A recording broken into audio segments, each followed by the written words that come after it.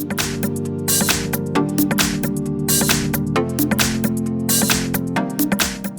everyone, in front of me I've got Motorola Edge 30 and let me share with you how to turn off running apps on this device.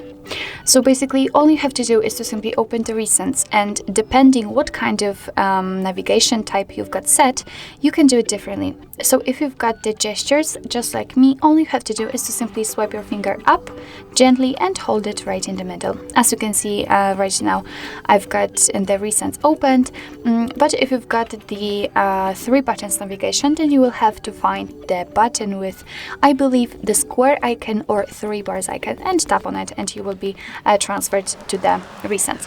So here, basically, if you'd like to close only one of those apps, just find it and swipe it up just like that.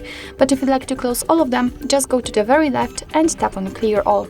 As you can see, we just got back to the home page, so let's enter the recents to check. And here we've got no recent items, which means that we just successfully closed all background apps. So actually this is it. This is how to turn off running apps in your Motorola Edge 30.